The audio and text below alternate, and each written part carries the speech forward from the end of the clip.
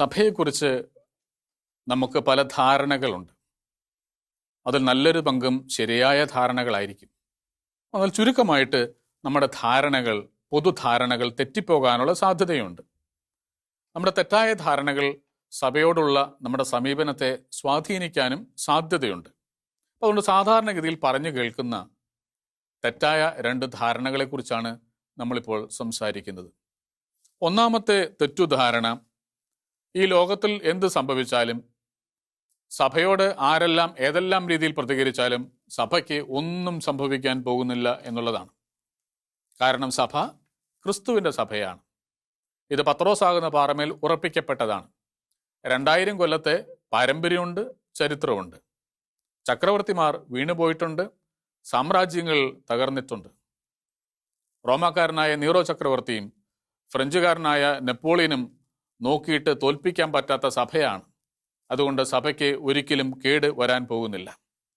ഇങ്ങനെ പറയുന്നത് തീർച്ചയായിട്ടും വിശ്വാസികളായ നമുക്ക് ആവേശം തരുന്നതാണ്, നമ്മുടെ അഭിമാനമുയർത്തുന്നതാണ്, പ്രതീക്ഷ കൂട്ടുന്ന സംഗതിയാണ്. എന്നാൽ ഇത് അതേപടി ശരിയാണോ? വാസ്തവത്തിൽ ഇതൊരു ഭാഗിക സത്യം മാത്രമേ ആവുന്നുള്ളൂ. എന്ന് പറഞ്ഞാൽ ഇത് പൂർണ്ണമായിട്ടും ശരിയല്ല. എന്തുകൊണ്ട് അങ്ങനെ പറയാൻ കാര്യം? സഭയിൽ ആന്തരികവും ബാഹ്യവുമായിട്ടുള്ള തകർച്ചകൾ ഉണ്ടാകുന്ന സന്ദർഭങ്ങളുണ്ട്. ആന്തരികവും ബാഹ്യവുമായ കാരണങ്ങളുടെ പേരിൽ സഭ തകർച്ച നേരിടേണ്ടി വന്നിട്ടുണ്ട്. അപ്പസ്തോലിക സഭകൾ തന്നെ അന്യം നിന്നു പോയിട്ടുണ്ട്. രൂപതകൾ ഇല്ലാതായിട്ടുണ്ട്. വിശ്വാസ സമൂഹങ്ങൾ ഒന്നാകെ അപ്രത്യക്ഷമായിട്ടുണ്ട്. അല്ലെങ്കിൽ സഭയിൽ അതിൻ്റെ അടയാളമായിട്ട് സ്ഥാനിക രൂപതകൾ ഉണ്ട് താനും. സഭാസമൂഹങ്ങളിൽ നിന്ന് വിശ്വാസികൾ കൊഴിഞ്ഞു പോകുന്ന സാഹചര്യം ഉണ്ടായിട്ടുണ്ട്. അല്ലെങ്കിൽ സഭാസമൂഹങ്ങൾ നിർജീവമായിട്ട് മാറിയിട്ടുണ്ട്. എന്ന് പറഞ്ഞാൽ ഒരു കാലത്തെ ക്രിസ്ത്യൻ സമൂഹമായിരുന്ന പ്രദേശങ്ങൾ അങ്ങനെ അല്ലാതായിട്ട് മാറിയിട്ടുണ്ടെന്നുള്ളതും ചരിത്രമാണ്. അതുകൊണ്ട് സഭയ്ക്ക് ഒരു കേടും ഒരു കാലത്തും ഉണ്ടാവില്ല എന്നൊക്കെ പറയുന്നത് പൂർണ്ണ സത്യമല്ല, ഭാഗിക സത്യം മാത്രമാണ്. പുരാതന ടർക്കിയെപ്പറ്റി അല്ലെ തുർക്കിയെപ്പറ്റി ചിന്തിച്ചു നോക്കണം. വിശുദ്ധ പത്രോസും വിശുദ്ധ പൗലോസും വിശുദ്ധ യോഹന്നാനും സുവിശേഷ വേല ചെയ്തിട്ടുള്ള പ്രദേശമാണ്. വെളിപാട് പുസ്തകത്തിൽ പറയുന്ന 7 സഭകളുടെ നാടാണ്. യോഹന്നാൻ സ്ലീഹാം പരിശുദ്ധ കന്യാമറിയത്തെ താമസിപ്പിച്ച എഫേസൂസ് അടങ്ങുന്ന പ്രദേശമാണ് തുർക്കി. പക്ഷെ ഇപ്പോൾ തുർക്കി ഒരു ക്രൈസ്തവ നാടല്ല, ദേശമല്ല എന്നുള്ള കാര്യം നമുക്കറിയാം. പല കാരണങ്ങളാൽ അക്രൈസ്തവമായിട്ട് മാറിയിട്ടുള്ള ഒരു പ്രദേശമാണ് തുർക്കി എന്നുള്ള കാര്യം. അവിടെ ബാഹ്യവും ആന്തരികവുമായ കാരണങ്ങളാൽ ഒരു സഭ ശോഷിച്ചു പോകാനുള്ള സാധ്യതയുണ്ട്. ബാഹ്യമായിട്ടുള്ള ആക്രമണങ്ങൾ, ഭൗതികവാദം, രാഷ്ട്രീയ സ്വാധീനങ്ങൾ തുടങ്ങിയ അനേക കാര്യങ്ങളുണ്ട്. അതുപോലെ തന്നെ ആന്തരികമായ കാരണങ്ങളും വളരെ പ്രധാനപ്പെട്ടതാണ്. അതുകൊണ്ട് സഭയ്ക്ക് ഒരിക്കലും എന്ത് സംഭവിച്ചാലും കേടുവരില്ല, ദോഷമുണ്ടാവില്ല എന്ന മിഥ്യാധാരണയുടെ പുറത്ത് ജീവിക്കേണ്ട ആൾക്കാരല്ല നമ്മൾ. മറിച്ച് സഭയ്ക്ക് കേടുവരാം, ദോഷമുണ്ടാകാം എന്ന തിരിച്ചറിവിൽ മുൻകരുതലുകൾ എടുക്കേണ്ട ആൾക്കാരാണ് നമ്മൾ. അതിന് നമ്മളെ സഹായിക്കുന്ന ഒരു കാര്യം മാത്രമാണ് പറയാൻ ഉദ്ദേശിക്കുന്നത്. നമുക്ക് പരിഗണിക്കാവുന്ന വിശുദ്ധ ഗ്രന്ഥത്തിലെ ഒരു ഉദാഹരണമാണ് കൊറിന്തിലെ സഭ. ഈ കൊറിന്തിലെ സഭയ്ക്ക് അഭിമാനകരമായിട്ട് പല സംഗതികളും ഉണ്ട്. ഏറ്റവും പ്രധാനപ്പെട്ട കാര്യം വിശുദ്ധ പൗലോസ് സ്ഥാപിച്ച സഭയാണെന്നുള്ളതാണ് അതിൻ്റെ കാര്യം. എന്ന് പറഞ്ഞാൽ വിശുദ്ധ പൗലോസിന്റെ വിശ്വാസ്യത ആ സഭയ്ക്കുണ്ടായിരുന്നു. വിശുദ്ധ പൗലോസിൽ നിന്ന് കിട്ടിയ പ്രബോധനത്തിന്റെ ബലം, അടിത്തറ അതിനുണ്ടായിരുന്നു. കൊറിന്ത് എന്നുള്ള തുറമുഖ പട്ടണത്തിൽ സ്ഥാപിക്കപ്പെട്ട സഭയാണത്. ഭൗതികമായിട്ടും അനുകൂലമായിട്ടുള്ള കാര്യങ്ങൾ പലതുണ്ടായിരുന്നു. അതിനും പുറമെ ആ സഭയ്ക്കുള്ളിൽ പരിശുദ്ധാത്മാവിൻ്റെ വരങ്ങൾ നിറഞ്ഞ അനേകം വ്യക്തികൾ ഉണ്ടായിരുന്നു. ഇങ്ങനെയൊക്കെ ആണെങ്കിലും ആ കൊറിന്തിലെ സഭ പഴയ പ്രതാപത്തോടുകൂടെ ഇല്ല എന്നുള്ളതാണ് നമ്മൾ അറിയേണ്ടത്. നമുക്കറിയാവുന്ന കാര്യം, ലത്തീൻ സഭയിലെ ഒരു സ്ഥാനിക രൂപത മാത്രമാണ് ഇപ്പോൾ കൊറിന്ത്. വിശുദ്ധ പൗലോസ് നട്ടു നനച്ച് വളർത്തിയ ആ സഭ പേരിലേക്ക് മാത്രം ചുരുങ്ങിയിരിക്കുന്നു എന്നുള്ളതാണ് വാസ്തവം. എന്തുകൊണ്ട് ഇങ്ങനെ സംഭവിക്കുന്നു? എന്തുകൊണ്ടാണ് സഭയ്ക്ക് ഈ തരത്തിൽ ശോഷണം വരാൻ ഇടയാവുന്നത്? അതിനുള്ള ഉത്തരം വിശുദ്ധ പൗലോസിന്റെ ലേഖനത്തിൽ തന്നെയുണ്ട്. കൊറിന്ത്യക്കാർക്കുള്ള 1-ാമത്തെ ലേഖനത്തിൽ പല ഭാഗങ്ങളിലായിട്ട് ഒരു സഭയ്ക്ക് വരാവുന്ന ദുരന്തത്തിന്റെ കാരണങ്ങളെ പറ്റിയുള്ള പരാമർശങ്ങളുണ്ട്. അങ്ങനെ നമുക്ക് ശ്രദ്ധിക്കാവുന്ന 9 ചെറിയ കാരണങ്ങൾ, പക്ഷെ നിർണായകമായ കാര്യങ്ങൾ വളരെ ഹ്രസ്വമായിട്ട് ഞാൻ സൂചിപ്പിക്കുകയാണ്. അത് 1-ാമത്തെ തെറ്റുധാരണ മാറ്റാൻ വേണ്ടിയിട്ടാണ്. അതായത് ആരെന്തൊക്കെ ചെയ്താലും എങ്ങനെയൊക്കെ പോയാലും സഭ ലോകാവസാനം വരെ ഇവിടെ ഉണ്ടാകും എന്നൊക്കെ പറയാം, ഭൂമിയിലുണ്ടാകും. പക്ഷെ ഈ സഭ ഇതേ രീതിയിൽ തന്നെ ഉണ്ടാകും എന്നുള്ള മിഥ്യാധാരണ നമുക്കൊരിക്കലും പാടുള്ളതല്ല. ഒരു പ്രാദേശിക സഭയെക്കുറിച്ചും ഒരു രൂപതയെക്കുറിച്ചും അങ്ങനെയുള്ള തെറ്റുധാരണകൾ നമുക്ക് പാടുള്ളതല്ല. അതിനുള്ള കാരണങ്ങളെ പറ്റിയാണ് പറയുന്നത്. കൊറിന്തോസുകാർക്കുള്ള 1-ാം ലേഖനത്തിൽ നിന്നാണ് എല്ലാ കാരണങ്ങളും. ഒന്നാമത്തെ കാരണം 2-ാമത്തെ അധ്യായം 14 മുതൽ 16 വരെയുള്ള വാക്യങ്ങളാണ്. 2-ാം അധ്യായം 14 മുതൽ 16 വരെയുള്ള വാക്യങ്ങൾ. അതായത് ദൈവാത്മാവിന്റെ ദാനങ്ങൾ സ്വീകരിക്കാതെ ഭൗതികരായിട്ട് ജീവിച്ചാൽ സഭ നശിച്ചു പോകുമെന്നുള്ള സൂചനയാണ്.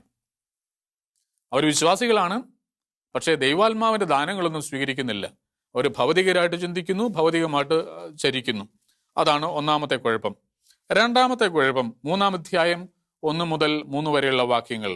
അതായത് വിശ്വാസത്തിൽ വളരാതിരിക്കുന്നു, ശിശുക്കളെ പോലെ തന്നെ തുടരുന്നു എന്ന് പറഞ്ഞാൽ സഭാ ശുശ്രൂഷകർ പറയുന്നത് അവർ ചെയ്യുന്നു, അതിൽ പരം ഒന്നും അവർ ചെയ്യുന്നില്ല, അതിൽ കൂടുതലായിട്ട് വളരുന്നുമില്ല. അതായത് ശിശുപ്രായത്തിൽ തന്നെ നിത്യവും തുടരുന്ന സഭ താഴേക്ക് പോകും, അത് വളരാൻ ഇടയില്ല എന്നുള്ളതാണ് 2-ാമത്തെ കാരണം. 3-ാമത്തേത് 3-ാം അധ്യായം 4 മുതൽ 9 വരെയുള്ള വാക്യങ്ങളാണ്. ഭിന്നതയാണ് വിഷയം. സഭയിലെ അന്തഛിദ്രമാണ് വിഷയം. ഞാൻ പൗലോസിന്റെ ആളാണ്, അപ്പോളോസിന്റെ ആളാണ് എന്ന് പറയുന്ന സാഹചര്യം. ഈ പറയേണ്ടി വരുന്നത് സ്ഥാനത്തിന് വേണ്ടി, പദവിക്ക് വേണ്ടി, അധികാരത്തിന് വേണ്ടി, പണത്തിന് വേണ്ടിയൊക്കെ ആകാം. അങ്ങനെ വരുമ്പോൾ അത് സഭയെ നശിപ്പിക്കും എന്നുള്ള സൂചന വിശുദ്ധ പൗലോസ് തന്നെ തരുന്നുണ്ട്. 4-ാമത്തെ കാര്യം തെറ്റായ പ്രബോധനങ്ങളാണ്. അത് 3-ാം അധ്യായം 10-ാമത്തെ വാക്യത്തിലുണ്ട്. വിശുദ്ധ പൗലോസ് പറയുന്നുണ്ട്, ഞാൻ അടിത്തറ ഇട്ടിട്ടുണ്ട്, ഇനി ഓരോരുത്തരും പണിയുന്നത് എങ്ങനെയാണെന്ന് അവരവർ തന്നെ ശ്രദ്ധിക്കണം. തെറ്റായ പ്രബോധനങ്ങൾ കൊണ്ട് പണിയപ്പെടുന്ന സഭാസൗധം തകർന്നു വീഴും എന്നുള്ളതും വാസ്തവമാണ്. 5-ാമത്തെ കാര്യം ഈ സഭാശരീരവും അംഗങ്ങളുടെ ശരീരവും തമ്മിലുള്ള പൊരുത്തമില്ലായ്മ, വിശുദ്ധിയിലുള്ള പൊരുത്തമില്ലായ്മ. 3-ാം അധ്യായം 16-ഉം 17-ഉം വാക്യങ്ങളാണ്. അപ്പോൾ നിങ്ങൾ പരിശുദ്ധാത്മാവിന്റെ ആലയമാണ്, ആലയങ്ങളാണെന്ന് പറയുമ്പം രണ്ടർത്ഥത്തിലാണ് അത് ശരിയാവുന്നത്. സഭാഗാത്രത്തെക്കുറിച്ചും വ്യക്തികളുടെ ശരീരങ്ങളെക്കുറിച്ചും ഉദ്ദേശിക്കുന്ന കാര്യമാണ്. ഇത് രണ്ടും ഒരുപോലെ വിശുദ്ധമായിരിക്കണം, പരിശുദ്ധാത്മാവിന്റെ ആലയമായിട്ട് ഇരിക്കുകയും വേണം. ഇതിലെ പൊരുത്തക്കേട് സഭയെ തകർക്കും എന്നുള്ളതും വാസ്തവമാണ്. 6-ാമത്തെ കാരണം 4-ാം അധ്യായം 14 മുതൽ 16 വരെയുള്ള വാക്യങ്ങളിലുണ്ട്. വിശുദ്ധ പൗലോസ് പറഞ്ഞു, നിങ്ങൾ എന്നെ അനുകരിക്കുവിൻ. ആത്മീയ നേതൃത്വത്തിന്റെ ബലത്തിന്റെ ഉദാഹരണമാണിത്. ആത്മീയ നേതൃത്വത്തിന്റെ ശക്തിയുടെ അടയാളമാണിത്. അതായത് നിങ്ങൾ എന്നെ അനുകരിക്കുവിൻ എന്ന് പറയാവുന്ന ആത്മീയ നേതൃത്വത്തിന്റെ അഭാവം സഭയ്ക്ക് ദോഷം ചെയ്യും, സഭയെ ദുർബലമാക്കും എന്നുള്ളത് വാസ്തവമാണ്. അടുത്തത് 7-ാമതായി ഒരു സഭയ്ക്ക് വരാവുന്ന വലിയ ദുരന്തം അസന്മാർഗികതയാണ്, പലതരത്തിൽ. 5-ാം അധ്യായം 1 മുതൽ 5 വരെയുള്ള വാക്യങ്ങൾ. അത് പെരുകി കഴിയുമ്പോൾ തീർച്ചയായിട്ടും സഭയിൽ അതിന്റെ ശക്തി ശോഷിക്കുകയും അത് പതുക്കെ പതുക്കെ അതിനുള്ളവർക്കും പുറത്തുള്ളവർക്കും അപ്രസക്തമായിട്ട് മാറുകയും ചെയ്യും. അടുത്ത കാരണം 6-ാം അധ്യായം 9 മുതൽ 11 വരെയുള്ള വാക്യങ്ങളിലാണ്. വിശുദ്ധ പൗലോസ് ചോദിക്കുകയാണ്, നിങ്ങൾ അറിയുന്നില്ലേ? അറിവില്ലായ്മ ഒരു വിഷയമാണ്. വിശ്വാസത്തെക്കുറിച്ച്, സന്മാർഗത്തെക്കുറിച്ച് നമുക്ക് അറിവില്ലെങ്കിൽ സഭയിൽ ദോഷമുണ്ടാവും, സഭയ്ക്ക് കേട് സംഭവിക്കും. അവസാനമായിട്ട് 6-ാം അധ്യായം 20-ാമത്തെ വാക്യം, അതായത് നിങ്ങളുടെ ശരീരത്തിൽ നിങ്ങൾ ദൈവത്തെ മഹത്വപ്പെടുത്തുവിൻ. ദൈവാരാധനയെ പറ്റി പറയുന്ന കാര്യമാണ്. അതായത് സ്വകാര്യമായിട്ടും സമൂഹം എന്ന നിലയിലും ദൈവത്തെ ആരാധിക്കുന്നതിൽ ഒരു സഭാസമൂഹത്തിന് പിഴവ് പറ്റുന്നുണ്ടെങ്കിൽ അത് സഭയെ പതുക്കെ പതുക്കെ നശിപ്പിക്കും എന്നാണ് ഈ പറയുന്നതിൻ്റെ ചുരുക്കം. റോമാലേഖനം 1:21 നമ്മൾ ഇതിനോട് കൂട്ടിച്ചേർത്ത് വായിക്കണം. ദൈവത്തെ മഹത്വപ്പെടുത്താൻ പരാജയപ്പെടുന്ന ഒരു സമൂഹം വാസ്തവത്തിൽ അത് സ്വയം തോൽപ്പിക്കുന്ന സമൂഹമായിട്ട് മാറുകയും ചെയ്യും. 1-ാമത്തെ വിഷയം നമ്മൾ അവസാനിപ്പിക്കുകയാണ്. അതായത് സഭ ഒരു കേടും കൂടാതെ ആരൊക്കെ എന്തൊക്കെ ചെയ്താലും നിലനിൽക്കും എന്ന് പറയുന്നത് മുഴുവനും ശരിയായൊരു പ്രയോഗമല്ല. അതിന് സഭയ്ക്ക് ഭാഗികമായിട്ട് ഓരോ പ്രദേശത്തും പ്രാദേശികമായി കേടുകൾ വരാം, കുറവുകൾ സംഭവിക്കാം, ശോഷണം ഉണ്ടാകാം എന്നുള്ളത് സത്യമാണ്. അത് നമ്മൾ തിരിച്ചറിയേണ്ടതുണ്ട്. അതൊരു മുന്നറിയിപ്പാണ് അതിൻ്റെ പൂർണ്ണമായ അർത്ഥത്തിൽ നമ്മൾ സ്വീകരിച്ചു കഴിയുമ്പോൾ. 2-ാമത്തെ തെറ്റിദ്ധാരണ, സഭയിലെ പ്രബോധനങ്ങൾക്ക്, സഭ നൽകുന്ന പ്രബോധനങ്ങൾക്ക് ഒരിക്കലും ഒരു മാറ്റവും ഉണ്ടാവില്ല എന്നുള്ളതാണ്. സഭ എക്കാലത്തും പഠിപ്പിച്ചതുപോലെ എന്ന് പറയാവുന്ന കാര്യങ്ങളുണ്ട്, എക്കാലത്തും ഒരുപോലെ പഠിപ്പിച്ചിട്ടുള്ള സംഗതികളുണ്ട്. എന്നാൽ ചില സമയത്ത് സഭാ പ്രബോധനങ്ങൾ മാറാറുണ്ട്, മാറ്റാറുണ്ട്, മാറ്റേണ്ടി വരാറുമുണ്ട്. അതുകൊണ്ട് സഭയുടെ പ്രബോധനങ്ങൾക്ക് മാറ്റം ഉണ്ടാകുന്നത് ഒരു കുറവല്ല, ഒരു നാണക്കേടുമല്ല, അതൊരു പ്രശ്നവുമല്ല. അതുകൊണ്ട് മാറ്റം വേണമെന്ന് പറയുന്നത് പോലും തെറ്റായിട്ട് കണക്കാക്കപ്പെടുന്ന സാഹചര്യം ചിലപ്പോഴെങ്കിലും ഉണ്ടാകാറുണ്ട്. അപ്പം അതുകൊണ്ട് നമ്മൾ അറിയേണ്ട ഒരു കാര്യം, സഭാ പ്രബോധനങ്ങളും മാറ്റത്തിന് വിധേയമാണ്, മാറ്റമുണ്ടാകാം എന്നുള്ള സത്യമാണ്. എന്തുകൊണ്ട് മാറ്റം ഉണ്ടാകുന്നു എന്നുള്ളതാണ് പ്രധാനപ്പെട്ട കാര്യം.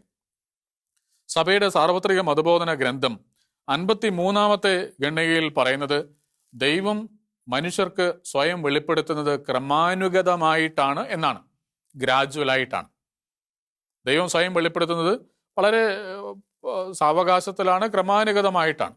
അതിൻ്റെ അർത്ഥം ദൈവത്തിൻ്റെ വെളിപാടുകൾ അപൂർണമാണെന്നല്ല, മറിച്ച് ദൈവത്തിൻ്റെ വെളിപാടുകളുടെ അർത്ഥപൂർണത നമ്മൾ മനുഷ്യർ മനസ്സിലാക്കുന്നത് സമയമെടുത്ത് സാവകാശത്തിലാണ് എന്നുള്ളതാണ്. സഭയുടെ മതബോധന ഗ്രന്ഥം 66-ാമത്തെ നമ്പറിലും ഇതിനെപ്പറ്റിയുള്ള സൂചനയുണ്ട്. ഇത് കുറച്ചുകൂടെ വ്യക്തമായിട്ട് മനസ്സിലാക്കാൻ വേണ്ടി ബെനഡിക്റ്റ് 16-ാമൻ മാർപ്പാപ്പയുടെ ഒരു പ്രയോഗം മനസ്സിൽ കൊണ്ടുവരുന്നത് നല്ലതാണ്. അദ്ദേഹം പറയുകയാണ്, നമ്മൾ സത്യത്തെ സ്വന്തമാക്കുകയല്ല, മറിച്ച് സത്യം നമ്മളെ സ്വന്തമാക്കുകയാണ് ചെയ്യുന്നത്. ഇത് സമയമെടുത്ത് നടക്കുന്ന ഒരു പ്രക്രിയയാണ്. അതുകൊണ്ട് സഭയുടെ പ്രബോധനങ്ങൾക്ക് മാറ്റമുണ്ടാകാം എന്ന് പറയുന്നതിൻ്റെ അർത്ഥം വിശ്വാസപരമായ സാൻമാർഗികമായ കാര്യങ്ങൾ കുറേക്കിടെ മെച്ചപ്പെട്ട രീതിയിൽ കുറച്ചുകൂടെ വെളിച്ചത്തിലും തെളിച്ചത്തിലും മനസ്സിലാക്കാൻ സഭയ്ക്ക് പതുക്കെ പതുക്കെ സാധിക്കുന്നു, അല്ലെങ്കിൽ കാലാനുസൃതമായിട്ട് സാധിക്കുന്നു എന്നാണ് നമ്മൾ മനസ്സിലാക്കേണ്ട കാര്യം. ഒരു ലളിതമായ ഉദാഹരണം എടുത്താൽ, 2-ാം നൂറ്റാണ്ടിൽ ത്രിത്വത്തെപ്പറ്റി ചിന്തിച്ചിരുന്ന രീതിയിലല്ല സഭ അല്പം കൂടെ ഭേദപ്പെട്ട, അല്പം കൂടെ വികസിതമായ രീതിയിലാണ് 4-ാം നൂറ്റാണ്ടിൽ അല്ലെങ്കിൽ 12-ാം നൂറ്റാണ്ടിൽ ചിന്തിച്ചിട്ടുള്ളത്. എന്ന് പറഞ്ഞാൽ സഭയുടെ ഈ കാഴ്ചപ്പാട്, അറിവ്, ധാരണ വികസിച്ച് വന്നിട്ടുണ്ടോ എന്നുള്ള കാര്യം. ഇത് പറയുമ്പോൾ നമ്മൾ ഓർക്കേണ്ട മറ്റൊരു കാര്യം കൂടെ, അതായത് സഭയുടെ പ്രബോധനങ്ങൾക്ക് മാറ്റം വരാം, വിശ്വാസവും സന്മാർഗവും സംബന്ധിച്ച് ചിലപ്പോൾ തിരുത്തലുകളും വരാം, സ്വയം തിരുത്താം, അത് തെറ്റായിട്ടുള്ള സംഗതിയല്ല. ഉദാഹരണങ്ങൾ നമുക്ക് പരിഗണിക്കാം. 1832 ഗ്രിഗറി 16-ാമൻ മാർപ്പാപ്പ അദ്ദേഹത്തിന്റെ മിരാരിവോസ് എന്നുള്ള ചാക്രിക ലേഖനത്തിൽ മതസ്വാതന്ത്ര്യത്തെ നിരാകരിച്ചതാണ്. മതസ്വാതന്ത്ര്യം എന്നൊന്നില്ല എന്നാണ് അദ്ദേഹം പറഞ്ഞത്. അതായത് സ്വന്തം മനസാക്ഷി അനുസരിച്ച്, സ്വന്തം ബോധ്യമനുസരിച്ച് മതങ്ങൾ തിരഞ്ഞെടുക്കുന്നത്, അല്ലെ മതവിശ്വാസത്തെ തിരഞ്ഞെടുക്കുന്നത് ശരിയല്ല എന്നാണ് അദ്ദേഹം പറഞ്ഞത്.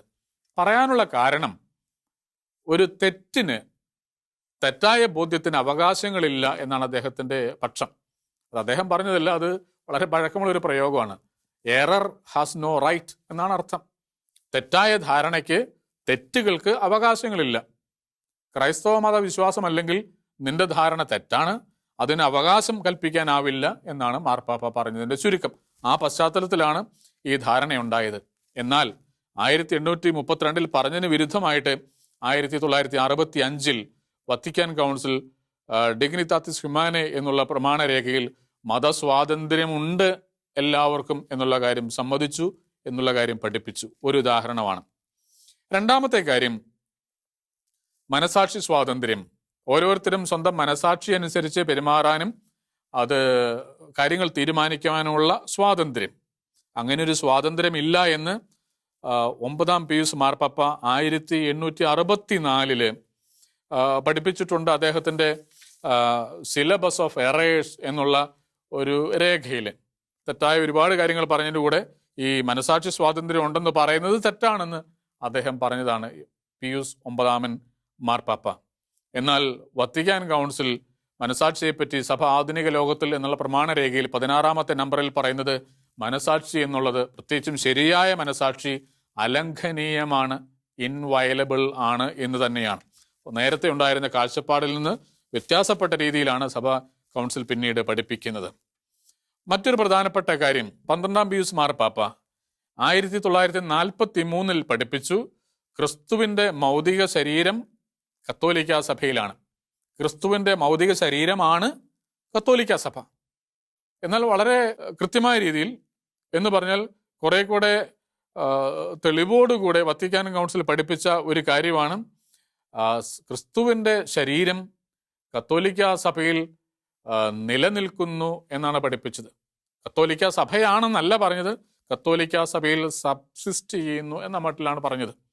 പലതരത്തിൽ നമുക്ക് വ്യാഖ്യാനിക്കാവുന്ന കാര്യമാണ്. പക്ഷെ ഒരു കാര്യം ശ്രദ്ധേയമാണ്, ക്രിസ്തുവിൻ്റെ ശരീരമാണ് കത്തോലിക്ക സഭ എന്ന് പഠിപ്പിച്ചില്ല, അല്ലെങ്കിൽ ക്രിസ്തുവിൻ്റെ ശരീരത്തിൻ്റെ പരിധി കത്തോലിക്ക സഭയിലേ ഉള്ളൂ എന്ന രീതിയിൽ വത്തിക്കാൻ കൗൺസിൽ പഠിപ്പിച്ചില്ല എന്നുള്ള കാര്യവും നമ്മൾ ഓർക്കണം. വേറൊരു ഉദാഹരണം പരിഗണിച്ചാൽ വധശിക്ഷയെ സഭ എക്കാലത്തും എതിർത്തിരുന്നില്ല. വധശിക്ഷ അനുകൂലിച്ചിരുന്ന നൂറ്റാണ്ടുകളാണ് കൂടുതൽ സഭയ്ക്കുള്ളത്.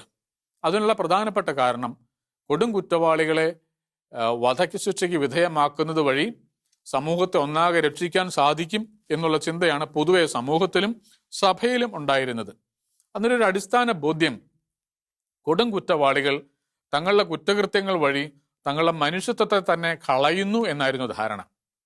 എന്ന് പറഞ്ഞാൽ ചില കഠിനമായിട്ടുള്ള കുറ്റകൃത്യങ്ങൾ ചെയ്യുന്നത് വഴി അവർ ഇനിമേൽ മനുഷ്യരല്ല, മൃഗങ്ങളെ പോലെയാണ്, അല്ലെങ്കിൽ കാട്ടുമൃഗങ്ങളെ പോലെയാണ്. കാട്ടുമൃഗത്തെ കൊല്ലാമെങ്കിൽ ഈ കുറ്റവാളിയെയും കൊല്ലാം എന്നുള്ള സങ്കല്പം, ധാരണയായിരുന്നു പൊതുവെ ഉണ്ടായിരുന്നത് വധശിക്ഷയെപ്പറ്റി.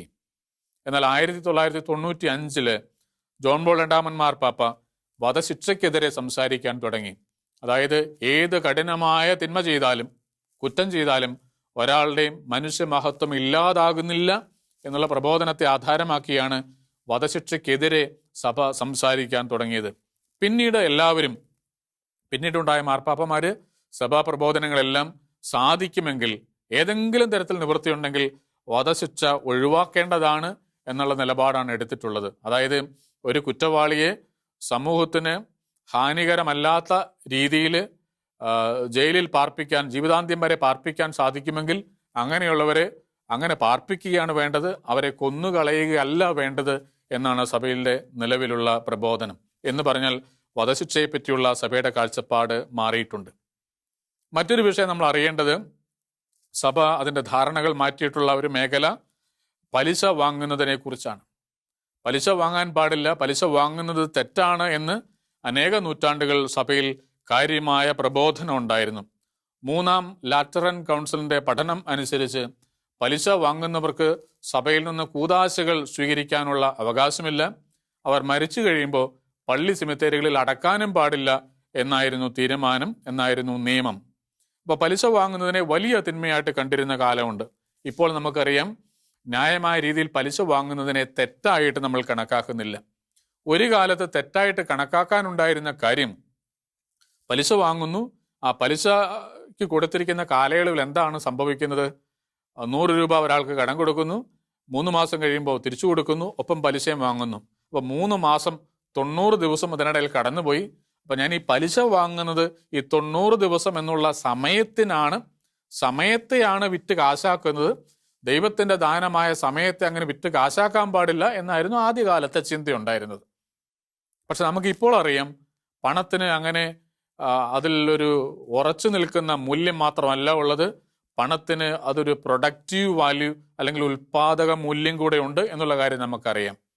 എന്ന് പറഞ്ഞാൽ ഇപ്പോൾ ഒരാളുടെ കയ്യിലുള്ള 1000 രൂപ അതിനെ കൃഷിയിലോ വ്യവസായത്തിലോ മറ്റേതെങ്കിലും ഉൽപാദനപരമായ കാര്യത്തിൽ നിക്ഷേപിച്ചു കഴിഞ്ഞാൽ ഈ 1000 രൂപ കുറച്ചു കാലം കഴിയുമ്പം കൂടുതലായിട്ട് വർദ്ധിക്കാനുള്ള സാധ്യതയുണ്ടെന്നുള്ള തിരിച്ചറിവ് നമുക്കുണ്ട്. എന്ന് പറഞ്ഞാൽ പണത്തിന് എപ്പോഴും അതിനെ അതിലംഘിക്കുന്ന ഉൽപാദക മൂല്യമുണ്ട് എന്നുള്ള തിരിച്ചറിവിലാണ് പലിശ വാങ്ങുന്നത്. ന്യായമായ പലിശ, കൊള്ളപ്പലിശയെപ്പറ്റിയല്ല, ബ്ലേഡ് പലിശയെപ്പറ്റി അല്ല പറയുന്നത്. ന്യായമായ പലിശ വാങ്ങുന്നതിൽ തെറ്റില്ല എന്നുള്ള ധാരണ സഭയിലും സമൂഹത്തിലും ഇപ്പോൾ നിലവിലുള്ളത് എന്നുള്ള കാര്യം നമുക്കറിയാം. അപ്പം അതുകൊണ്ട് പലിശയെപ്പറ്റിയുള്ള കാഴ്ചപ്പാട് മാറി വന്നിട്ടുണ്ട്. വളരെ പ്രകടമായ മറ്റൊരു ഉദാഹരണം അടിമത്തത്തെക്കുറിച്ചാണ്, സ്ലേവറി. നമുക്കറിയാം, അടിമത്തം എന്നുള്ളത് ഏതാണ്ട് എല്ലാ സംസ്കാരങ്ങളുടെയും ഭാഗമായിരുന്നു. അടിമത്തം ഉണ്ടായിരുന്നു. ഈ അടിമത്തം തെറ്റാണെന്നും മനുഷ്യവിരുദ്ധമാണെന്നും മനുഷ്യാവകാശ ലംഘനമാണെന്നും തിരിച്ചറിയാൻ ഒരുപാട് നൂറ്റാണ്ടുകൾ ലോകത്തിന് ആവശ്യമായിട്ട് വന്നു. അപ്പോൾ സഭയുടെ ചരിത്രത്തിൽ നല്ലൊരു പങ്കുകാലത്തും ഈ അടിമത്തം ഉണ്ടായിരുന്ന കാലത്താണ് കഴിഞ്ഞിട്ടുള്ളത്. അതുകൊണ്ട് അടിമകളോട് മനുഷ്യത്വപരമായിട്ടൊക്കെ പെരുമാറണം എന്ന് ഉപദേശിക്കാനേ സഭയ്ക്ക് അക്കാലത്ത് സാധിച്ചിരുന്നുള്ളൂ എന്നുള്ളത് സത്യമാണ്. 1839 ഒരു മാർപ്പാപ്പ, അതായത് ഗ്രിഗറി 16 മാർപ്പാപ്പ ആദ്യമായിട്ട് അടിമത്തത്തിനെതിരെ സംസാരിക്കുന്നത്. അതായത് 19-ാം നൂറ്റാണ്ടിലാണ്. അതുവരെയും അടിമത്തം ഒരു സാമൂഹ്യ സംവിധാനത്തിന്റെ ഭാഗമായിട്ട് തന്നെയാണ് കണക്കാക്കപ്പെട്ടിരുന്നത്. പിന്നീട് വളരെ ഉറപ്പോടുകൂടെ അടിമത്തത്തിനെതിരെ സംസാരിക്കുന്നത് ലയോ 13 മാർപ്പാപ്പയാണ്. ലയോ 13 മാർപ്പാപ്പ അടിമത്തത്തിനെതിരെ സംസാരിച്ചു എന്നുള്ള കാര്യം വാസ്തവമാണ്. ഇനി ലോക സമൂഹങ്ങൾ, വിവിധ സംസ്കാരങ്ങൾ അടിമത്തം അവസാനിപ്പിച്ചത് നമ്മൾ അറിയേണ്ട ഒരു വസ്തുത അടിമത്തം ലാഭകരമല്ലാതായി മാറിയപ്പോഴാണ്. ഇവർക്കെല്ലാം ഒരു ദിവസം വളരെ പെട്ടെന്ന് മനുഷ്യാവകാശ ബോധം ഉണ്ടായി അടിമത്തം വേണ്ട, അടിമകളെ പിരിച്ചുവിടുക അല്ല ചെയ്തത്. അടിമകളെ സൂക്ഷിക്കുന്നത് ലാഭകരമല്ല എന്ന് തിരിച്ചറിയുന്ന ഒരു സാമൂഹിക സാമ്പത്തിക വ്യവസ്ഥയിലാണ് പതുക്കെ അടിമത്തത്തിനെതിരെയുള്ള നീക്കങ്ങൾ, നിയമനിർമ്മാണങ്ങൾ ലോകത്ത് നടന്നിട്ടുള്ളത്. അപ്പം അതുകൊണ്ട് ഇക്കാലത്ത് നമുക്കറിയാം മനുഷ്യാവകാശത്തെ പറ്റി പറയുന്നതിൽ സഭ മുൻപന്തിയിലാണ്. സഭയ്ക്ക് അടിമത്തത്തെ പറ്റി സംസാരിക്കുകയും ചെയ്യുന്നുണ്ട്. അപ്പം അതുകൊണ്ട് ഈ കാലാനുസൃതമായൊരു മാറ്റത്തിൻ്റെ പരിണിത ഫലമായിട്ടാണ് ഈ ധാരണയിലേക്ക് നമ്മളിപ്പോൾ എത്തിയിരിക്കുന്നത് എന്നുള്ള കാര്യവും നമുക്ക് ഓർക്കാം. ഇപ്പോഴും നമുക്ക് ചിന്തിക്കാം, അടിമത്തം എല്ലാ രൂപത്തിലും അവസാനിച്ചിട്ടില്ല, അടിമത്തം പല രൂപത്തിലും തിരിച്ചു കയറി വരുന്നുണ്ടെന്നുള്ള കാര്യം നമ്മൾ മനസ്സിലാക്കേണ്ട സംഗതിയാണ്. പല രൂപത്തിൽ, പ്രത്യേകിച്ചും കോർപ്പറേറ്റ് സംവിധാനങ്ങളിൽ തൊഴിലാളികളുടെ അടിമത്തം വേറെ രൂപത്തിലൊക്കെ സംഭവിക്കുന്നുണ്ടെന്നുള്ള കാര്യം നമുക്ക് അറിയാനുണ്ട്. അവസാനത്തെ ഉദാഹരണമായിട്ട് പറയാൻ തോന്നുന്നത് സ്ത്രീകളോടുള്ള വിവേചനമാണ്. സഭയുടെ കാഴ്ചപ്പാട് പണ്ടത്തേതിൽ നിന്ന് ഒരുപാട് മാറി വന്നിട്ടുണ്ട് എന്നുള്ള കാര്യം വാസ്തവമാണ്. പക്ഷെ അതെല്ലാവരെയും തൃപ്തിപ്പെടുത്തുന്ന രീതിയിലേക്ക് മാറി വന്നിട്ടുണ്ടാകണമെന്നില്ല എന്നുള്ളത് ഞാൻ സമ്മതിക്കുന്നു. അതായത് സഭയുടെ കാഴ്ചപ്പാടുകൾ ആ മേഖലയിലും ഒരുപാട് മാറിയിട്ടുണ്ട് മുൻകാലങ്ങളെ അപേക്ഷിച്ച് എന്നുള്ളതും സത്യമാണ്. അവിടെയും ഇനിയും പരിഗണിക്കേണ്ട കാര്യങ്ങൾ ഉണ്ടാകും. ഇത്രയും പറഞ്ഞിട്ട് ഇതിൽ നമ്മൾ എടുക്കേണ്ട നിഗമനങ്ങൾ എന്തൊക്കെയാണ്? ഒന്ന്, സഭ അതിൻ്റെ നിലപാടുകൾ മാറ്റിയിട്ടുള്ളത്, ചിലപ്പോൾ തിരുത്തിയിട്ടുള്ളത് അതിൻ്റെ ദൗർബല്യമല്ല, മറിച്ച് അതിൻ്റെ സത്യസന്ധതയുടെ അടയാളമാണ്. ഒരു വിഷയത്തോട്, ഒരു പ്രശ്നത്തോട് സഭയെടുക്കുന്ന സത്യസന്ധതയുടെ അടയാളമായിട്ടാണ് അതിൻ്റെ നിലപാടുകൾ മാറ്റേണ്ടി വരുന്നത്. അതല്ലാതെ ഞാൻ എഴുതിയത് തന്നെ എന്ന് പറയുന്ന രീതിയല്ല, മറിച്ച് സത്യസന്ധമായിട്ട് കാര്യങ്ങളെ കാണുന്നത് കൊണ്ടാണ്. രണ്ടാമത്തെ കാര്യം, സഭയുടെ നിലപാടുകളിൽ സാമൂഹിക സാംസ്കാരിക പശ്ചാത്തലം സ്വാധീനിച്ചിട്ടുണ്ട്. അത് സ്വാധീനിക്കുക എന്നുള്ളത് സ്വാഭാവികമാണ്, ഇനിയും ഉണ്ടാകും. അപ്പോൾ അതുകൊണ്ട് അത് നമ്മൾ കാണേണ്ട ഒരു യാഥാർത്ഥ്യമാണ്, അംഗീകരിക്കേണ്ട ഒരു കാര്യമാണ്.